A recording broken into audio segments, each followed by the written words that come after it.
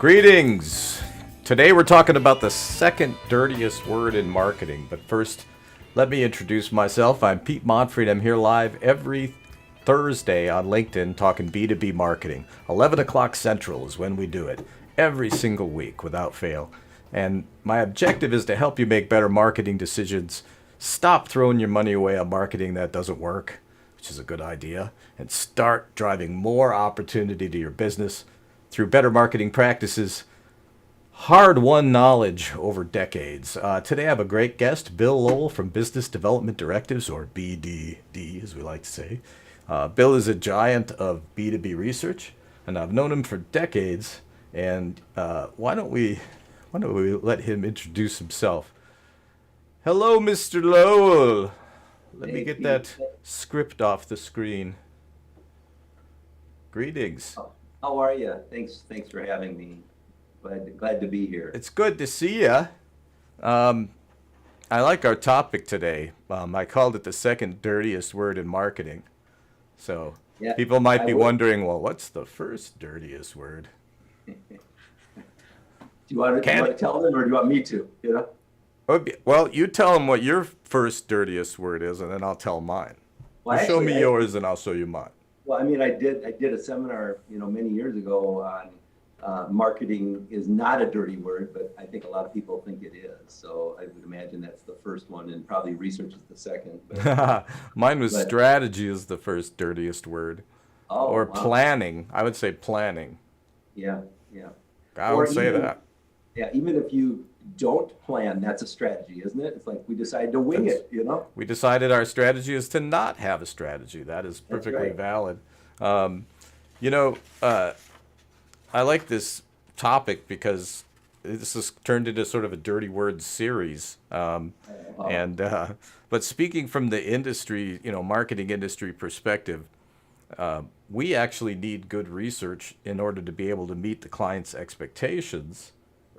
And at the same time, the clients seem to hate paying for it. Is that your experience? Is that a shared experience? Um, some clients resist wanting to pay for it. So I look at it as I hate to put the clients or the customers in two different buckets, but I will just for sake of explanation if I can. All right. So the first bucket would be somebody that's a customer that, in my opinion, is very mature, is knowledgeable, and they know what's going on, and they're utilizing research because they know how important it is. And I can talk a little bit more about that in a second. The second ones are the ones that I would call either naive or, well, they're naive no matter what, because either they don't realize what research can do for their organization and their company, or they think they know it all. And so it's like, I know everything. I know my customers. I know my employees. You don't have to tell me anything. And one of the things that I always do with my customers, which is they think I'm a little cocky when I do it, so I feel a little bit bad about it, but it usually works out, is I always say, I guarantee you, for those of you that think you know it all, I will at least bring you one shocking surprise from doing this research. And if I don't, you don't have to pay me. And I guarantee you, usually, off camera, usually I'm bringing them 10 to 20 things that they never knew about before. So Which is actually why it's so valuable. I mean, even with the knowledge we have doing this 1,000 times with hundreds of different clients and dozens of industries, and even with the client's knowledge, which is also very high, you discover new things that no one ever thought of, and that's one of the values of research. But so I say hate paying for it. I'm being a little bit glib. I mean that most of them don't even do any. right, So, right.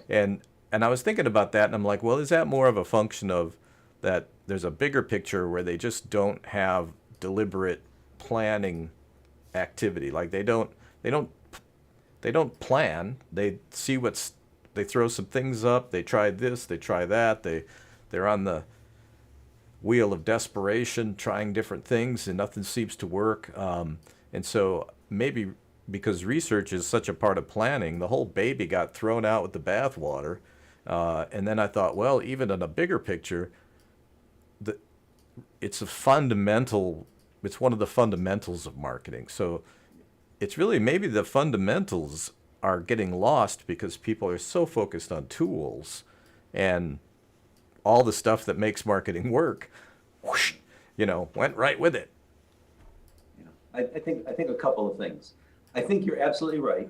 And I think the other thing that is so frustrating for me and for some of the clients is this takes a little time sometimes. And so we're in a world right now where things are moving so fast that some companies don't take the time that it's needed to do, as you would call, like the planning and then doing the research. They just start jumping from one thing to another, and it drives me crazy because I even have a model that I use with some of my clients, or like when a prospect, when I'm explaining it, they'll start off and they'll jump and say, oh, we need to do social media, or we need to do radio advertising. And then I'm like, okay, why are you saying that? Well, because all my competitors are doing it, or I just have this feeling, and then they Right. go and do it. And then, as you know, Pete, we've talked about this 1,000 times. That didn't work. Ooh, now let's try this. Ooh, we should do, this next technique. And then they're always chasing the hottest trend rather than stepping back, slowing down for a second, doing your planning. After planning comes research, then you start to implement. But it's just kind of scary. Now I'm going to tell you one other thing. Go ahead. Well, that sounds like it's going to take forever. Yeah. It No, doesn't, no, though. No. It doesn't, though. No, not at all. Right? I mean, you can do research, in less than a week if that's really what you want to do, and you conduct some focus groups. You can do it in 4 weeks or 6 weeks or 8 weeks, but typically the longest would be 8 weeks. But it's like, I don't care. I mean, to me, if I'm the owner of the business, waiting 8 weeks at the outset to be able to save myself a ton of money, because research is going to help you be the most efficient and effective way to reach your market. And so it's like, why do you want to start throwing darts all over the place when within 8 weeks or less, we could tell you exactly how to target the market, what messages to use, and what's the best way and when to do it. It's like, but people sometimes, like I said, are naive. On the other side of that, I have to tell you, research is also addictive. Okay, so it's almost like plastic surgery. You've heard people say after they've had one plastic or cosmetic procedure, they don't stop there. They got to do more and more and more. I see clients that once they see the power of what research can do for them, they get addictive in a positive way, where it's like, oh, wow, we could talk to our employees and find out what they need or how long they're willing to stay? Yes. Oh, wow, I didn't have any idea about that. I mean, so it becomes better and better and better. That's actually a good point. It's that they think that marketing is supposed to be this haphazard guessing game. They don't actually know that, and I hate to keep saying, hey, we've been doing this a long time, but really after a while, you get pretty accurate at your predictive ability. And I always think of research as the way to lower the risk as much as possible. And you could do a little research, or you could do a lot of research depending on how much risk you want to take. But what I see is small and mid-size, and we're mostly talking small and mid-size B2B here. I'm not sure they're aware that they can lower their risk. And so I guess that's why programs like this is what we're here for every Thursday, to help share our knowledge. This is what, I mean, when people ask me, what does your company do? We're 32 years old. We've been doing this for a long time, but it's exactly like you say, I give them information in order for them to make a good decision. And I don't care if that's strategic planning, which we could talk about, or if that is, before you do your market planning or whatever it is, it helps you make. I would even back up and say, what is the cost? Have you figured out the cost of making a bad decision? So how much is all that guesswork that you and I have talked about so much, Pete? How much is that guesswork costing you? Have you tried to put a dollar to that? Because they're always saying, oh, I'm not going to do this advertising. I'm not going to do that. Cost me a lot of money. It's like, well, wait a minute. Go back and look at your last 3 decisions that you've made. How good were they? Well, here's another. Let's look at that. Here's another truth. The vast majority, and we could be talking about a $50 million company. They don't know how to. They talk about metrics and they try to measure some metrics, but in reality, when you look at their whole system, they're just not able to measure. They may be trying, but they're not, or they're not doing it at all, and they know they should be. So we have to kind of give them an out, because it's hard, especially if you own your own company and you're trying to do marketing. You're probably doing all of the sales, And it's a pretty hectic, crazy thing. You and I have been living it we've both been in business 32 years. Isn't that something? And we Yeah, also worked together 30 years ago. So, exactly. but the thing is, it even, it takes us a while to figure this out. You're hearing, we're not saying, our clients are smart. They're already successful. It's just that part of it is mindset. Some of it is that maybe they've never really been in an organization that does a disciplined marketing planning approach, and they do it fast. I mean, I'm talking about, clients like Kimberly Clark, Yeah, companies that are actually very good at that. I think IBM is another one, very process oriented. They may just have not experienced it. right. And I'm gonna be a little bit of a troublemaker here for you for just a second, because I just am coming off a Please. research assignment right now where we do work for the Fortune 500 as well, but we do a lot for the middle market, as you were talking about. But somebody who is in charge of uh, marketing and sales for a Fortune 500 company just went to one of my clients, which is like a middle market, like a $200 million B2B business. And they were used to all of that sophistication and all that metrics and everything. And they're now, I don't want to say forcing on this client that I've got, but it's like, I'm telling them, you need to back off a little bit. Yes, let's put some of that stuff to work, but you're taking somebody that's never done anything, and now you're trying to do light years ahead. Let's slow it down.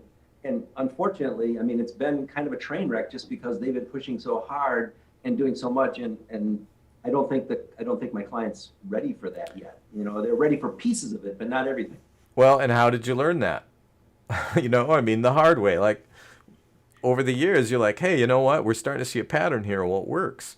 And Yeah. when it comes to research, that experience, I mean, you could do your own research, right? You're going to get a set of data. It's better than no research. If somebody that has a lot of marketing experience and experience in their industry and experience in your type of business, and they've done research like this over and over and over again, here's what happens. You can have smaller sample sizes, you can invest less money, and you're going to get better data. Doesn't mean Right. you can't do it yourself. I'm a big advocate of doing it for yourself, but then you have problems with being objective. So, Yes. research is a science, and if you get it wrong, it can really hammer you too. So it's a, Yeah. you know, let's throw that disclaimer No, out. But you're absolutely right. One of the other benefits, and then I know you've got other questions probably to ask me, but a couple of other benefits. We talked about efficiency and saving money, but some of the other benefits of doing some of the research is I like to ask you, what's keeping you up at night? And if we were able to solve that for you or give you some good insight into why you're struggling with that, wouldn't that be worth it? And that's it. A lot of clients have issues that are keeping them up at night. Let's research for the most part probably can help you really address that. well, So think about any type of corporate decision.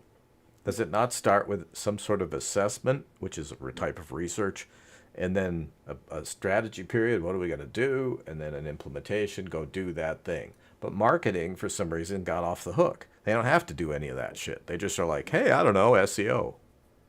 yeah, And then they're like, hey, that didn't work. But it's like, did you know that you can ask so the three primary, in the master marketing blueprint that we put together for companies, there's a component in there it's a three-part component. It's customer, voice of customer. We want to ask your customer what's yeah, keeping them up, what's their most right. important issue, not in general, but specific to choosing this company over this company.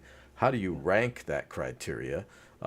And then other things like where do we score compared to our competitors? I love asking who are our competitors, right? exactly. And you're like, Yeah, oh shit, we never heard of that company. And you go look them up and you're like, uh-oh, right? Or whatever. You find out all this information. And then, so customer, competitive, you need to know the competitive landscape and it changes all the time. yeah, Remember COVID? Yeah, everything changed except you, all right? Except the way you go to market. Um, yeah, and then I always just say industry research, but it's like a lot of research that already exists yeah, that usually associations, the information's all out there. I think guys like us can find it faster. We can interpret it better, and we can also then complete the loop and say, and here's what to do about it and leave you to make the decision. But yeah. Are there any I'm missing really? I mean, those are the three big Yeah. marketing Can I, research. let me give you a few, and then I can also, if you want, we can talk about some others that are not utilized as much I'd as they like, should be. But absolutely. let me just add a few to the ones that you gave. So if I were this mid-sized client that you're referring to, you've already talked about the voice of the customer. I think that that's critical because I need to know, how do I differentiate myself? How do I position myself? Just like you said, what are those vehicles that are going to make me more effective to get to there? So I love that. I might consider doing a brand awareness study. A brand awareness study would be, what is my reputation in the marketplace? How am I positioned? What are Right. word on the street about my organization? Am I having trouble acquiring new customers or even new employees? I mean, so that brand perception really can help you along those areas. Two more that I think, well, I'll give you a couple more. One other one that I think is so important, and you talked about it early on in this podcast, and that is, the planning, the strategic planning. In my opinion, I think strategic planning research is critical one of two times. Either before we go into the planning process, so like you said, so I understand my industry, I understand changing trends, I understand what's going on with new legislation, I understand who's on the horizon, like you talked about, with regard to new competitors. So that is really powerful to go into your planning process with. The second aspect of that, if you don't do that, then go in and do your dream big stuff and come up with all your plans. Then maybe do your research at the tail end to say, is this stuff going to work? Or how far out is this? Am I talking 10 years, 5 years? What's going on? So those are some really critical things. And then another one, especially for this middle market company that I'm talking about, is maybe some product and service testing. So it's like coming up with ways to fine tune that product or service, or ways to find out how I can have more customers use that service, or even just testing it to see what people think about it. I mean, those are all things to add to it. And then the last one that I would add, which you've already talked about, is the employees. You know what I mean? It's like Right. what Big is my issue right now. relationship? Well, Yeah, big issue with attracting employees. It's yeah, a lot of companies are figuring out that they need to gussy themselves up a bit and all the way down to compensation packages maybe. And we're helping a client with that right now. And it so there's a bunch of challenges, but it's like, look at all the research will show you where the holes are in your bucket, right? And so hmm well, and you mentioned doing the research after the planning. I always want to do it. It's really in my mind it's always part of the before you make decisions process. And so yep, I don't want to go back and remake decisions. I want to try to do just enough research so that I have it's not like any of our clients are like, I don't know nothing about the industry or my customer. They yeah, know a lot, right? But what we're talking yeah, about is an up-to-date yes, snapshot. And yeah, that's why, you know, how in an ideal world, if you should be doing certain types of smaller research projects more regularly yeah, to really keep a pulse on the market. Because think about how fast it's changed. The yeah, entire landscape has changed in 2 years. Um, yeah. it's Can I give you an crazy. example though? Let me give you an example of what I'm talking about, okay? Some companies go into market planning, some go into strategic planning, and they Uh, put on their brainstorming and they just have a 1 or 2 day retreat and they come out with some great ideas. What I'm telling you, and I'm going to give you an example that you're going to laugh at. A company is doing okay, and they tell you, Pete, when you do my plan, I want to grow 20% in the next year, and I'm going to grow by 50% in 3 years. Okay. From my perspective, sometimes doing that research after that to show them, eh, you could do this, but it's going to cost you a lot of money in marketing, advertising, etc. But are you prepared to do that? Or telling them, you know what, that's really not feasible. It looks like based on the research, you could probably increase 15%, So that's where I'm coming from. well, absolutely, and I that doesn't bother me a bit. I mean, I think one of my things is as many times as I've helped companies create these blueprints, these go to market documents. one of the things that we're always looking for is what is that most resonating message, right? And that's actually really hard to do. And then the other question we're trying to answer is what legitimately and authentically makes us different? What is our position, right? In order to do that, I need some external information, I need internal information, I need some intuition. And I'm going to make an admission here, right on the podcast. I would say that most of the time there's a point in every planning process where I think, oh no, this may be the one that I fail. I don't know what to tell these people. And then I say, stick with the process, get the research done. If I need to understand what will resonate with your customers the best, guess who I'm going to ask? I'm going to ask you, but I'm also going to ask your customers. And then we're going to see how different those two things are. And usually they're pretty different, to be honest. But I just, your customers I, can't wait to help you. That's another thing that you should know. exactly.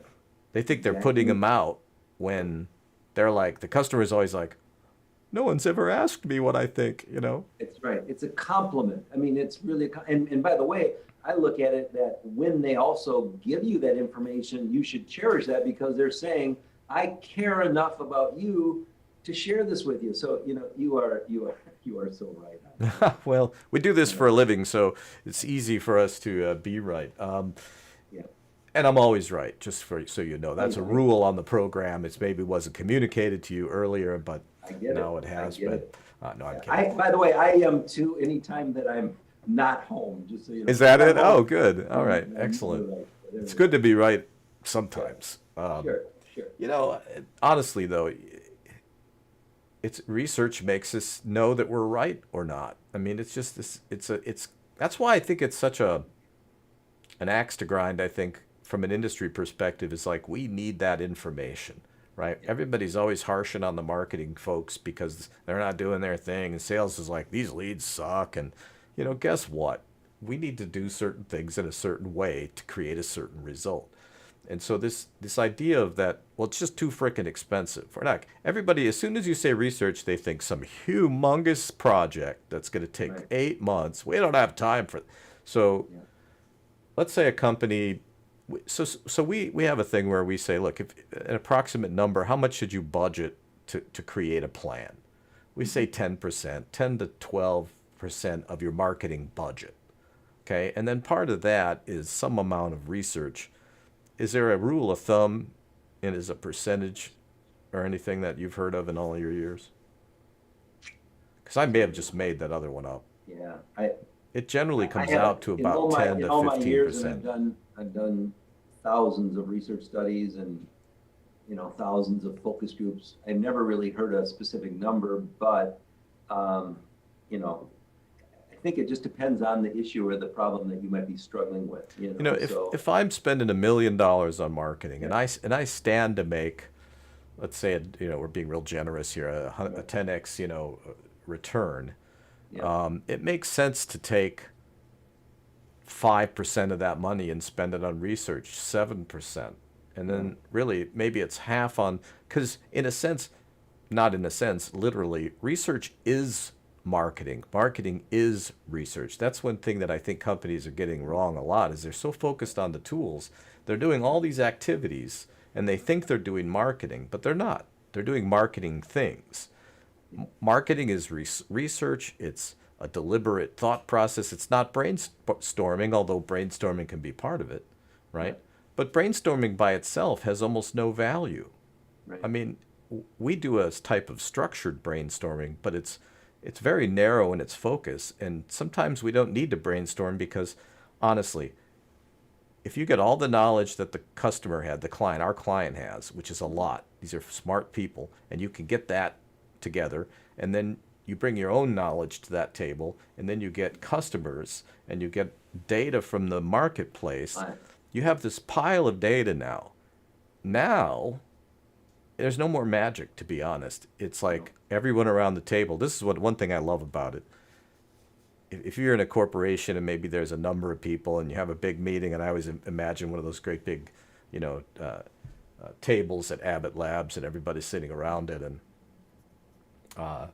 there's a lot of discourse in terms of what should we do. yeah, Mary thinks this and John thinks that. The CEO is saying that.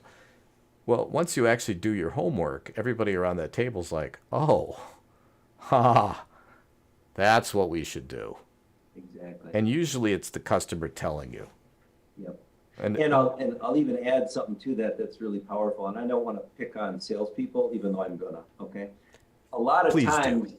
I'll deal with a client and they'll say, my salespeople tell me, and then fill in the blank. I mean, I've heard so much of this crap, it drives me crazy. And then all of a sudden it's exactly like you say, we go out, we do the research, and the customers, they tell us it's the exact opposite. And now all of a sudden it's like an awakening with the client where they go, oh, wow, maybe the sales, it's not that the salespeople are bad. It's just that, are they really asking good questions when they're out there, or is their objective just to get more business or do whatever? They're not maybe looking at the big picture, so I could go into 100 different other things that we found with the salespeople, but that's kind of where I'm at. Well, I think you'll be a regular guest on the program because that's a whole topic unto itself. But if we bring it back to this, it's the same issue. It's like,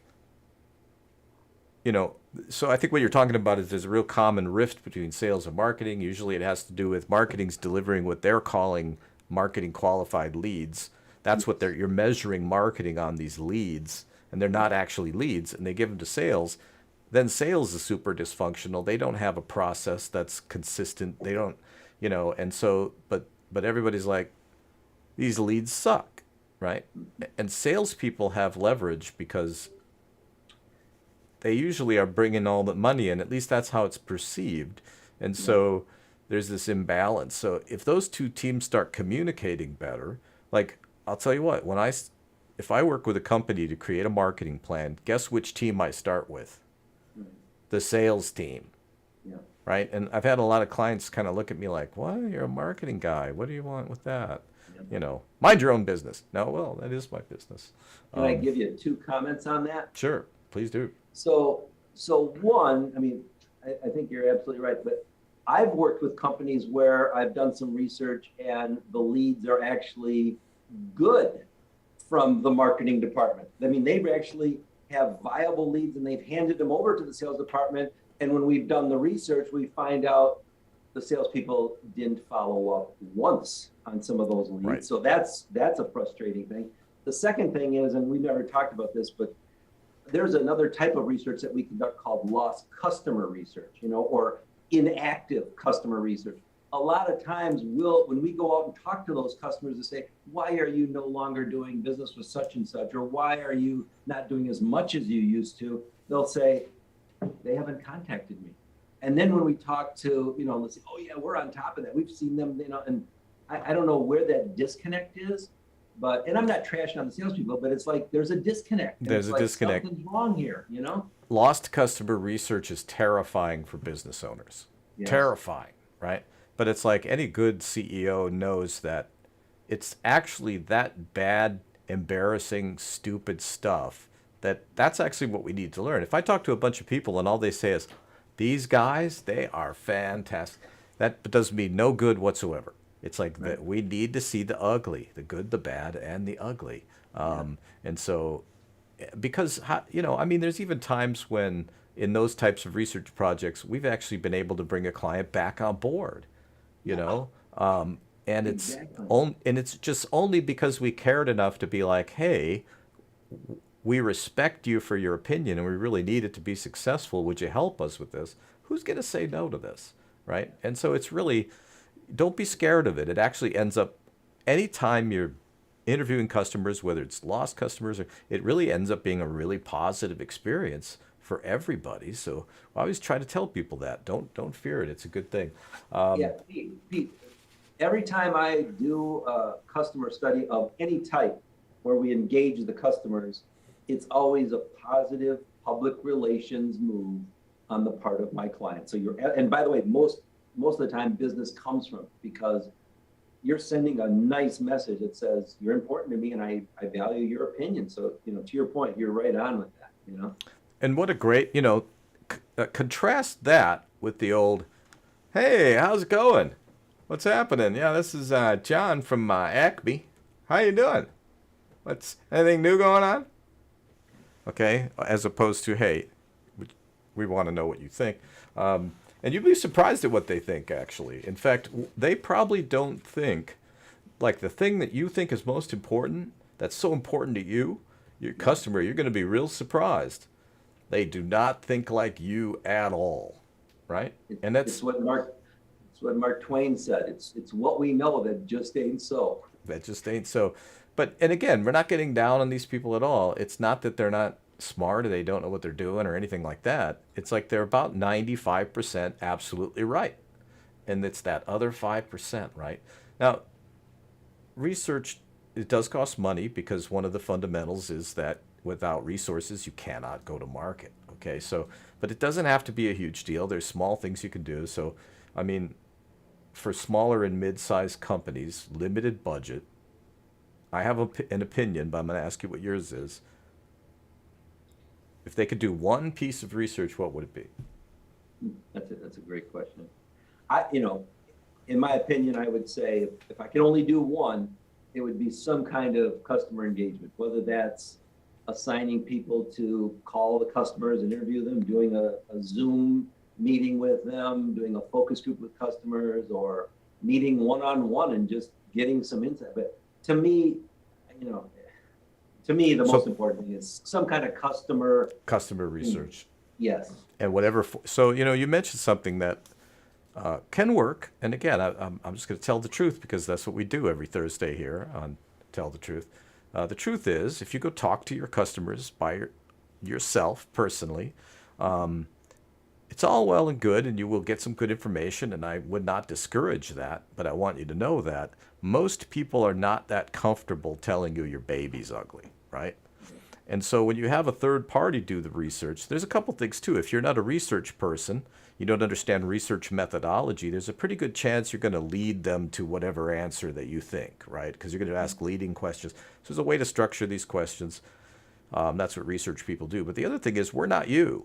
And so they're not afraid. So we do anonymous customer research. So the customer is not connected with their information at all. And so then they're free to be like, listen, man, Dave's a dick, and they wouldn't say that to Dave, right? And then we're smart enough to say, well, if he's a dick, though, why do you keep doing business with him? And he's like, well, he knows the most about that topic, whatever his specialty is, than anybody we know. So, and then now well, we know Dave, he's not a dick at all. There's something going on. We look into it, a little more research. We find out that he's a very technical guy. He's buried in his technical stuff. Somebody calls. He's brusque because he doesn't have a lot of time because he's slammed. And so he's like this, and they take that as kind of being a dick. No. And so the answer for him was less phone, more email, get an assistant, problem solved, right? But you know what? I'm talking about a specific instance, as you've probably figured out. It was a 68% of the people that we spoke to of our sample, and it was a big sample. It was I think almost 100 people. They said some variation of, wow, God, that guy's such a dick. So, it's my job to go tell my client that, and I think that's what our value is. Like, look, we're not here to judge anything. We're here to just, these things are hurting your business, right? And you might not want to face them, and they don't want to tell you, but these are the things you need to hear. And so you're unbiased, and that's right. And if anybody out there wants to give me unbiased feedback about my business, I'll invite you to do so, and I promise you won't hurt my feelings. Or you'll be doing me a favor. They can hire me, Pete, to see how you did. So we should do that. We should do that. I'm terrified. I mean, I should survey the market that I operate in and see what generally people think of me. I mean, it's terrifying, but it's intriguing, and we're not immune to it either. There's things that we might be doing that are goofy that we shouldn't be. I mean, this podcast, great example. A little goofy sometimes, but it's fun. Hopefully, I got to rewind. I'm sure that people that are listening are learning a lot from you and your other guests. So I think that's important. I hope Even so. if you walk away with one or two tidbits of information, I think that's critical. I hope so. I mean, and that's really, I've been actually writing about a lot of these issues, and the idea here is to just we've built up a lot of knowledge just through, repetition and learning the hard way and study and college. You were a professor at Whitewater, just retired, I think. How many years now? 30 some odd years at Whitewater? I finished 32 years at Whitewater. And so you just learn a few things, and we'd like you to know those things. It doesn't matter if you hire us or not. Not to me. What matters is, hey, I may have shared something with you that helped point you in the right direction so you make a good decision and maybe save yourself some money, maybe save yourself some heartache. Right. And so that's why we do it. But One to of, wrap one of this the up, things, well, one of the things that I just wanted to say is sometimes you can also do a little research just to confirm your thoughts. So sometimes it's not always, I don't want to say negative, but sometimes it's like, hey, at least it confirmed what I thought all along. And so, ooh, now I feel better about that decision or about right. what I need to do. So that's positive too. I tell people this: there's really three states, right? There's it agrees with what we thought, it completely disagrees with what we thought, or it adds some kind of new little piece of information that really, really is important. So anyway, thank you for joining us. We're going to roll out here, and let's have you on again and set a schedule. Bill Lowell, Business Development Directives. We'll put some links down in the comments, and you can follow me on YouTube. We'll give you that link too, or just hang out at my profile and hang out with us while we tell the truth. Thanks, man. Good stuff. Thank you. More to come.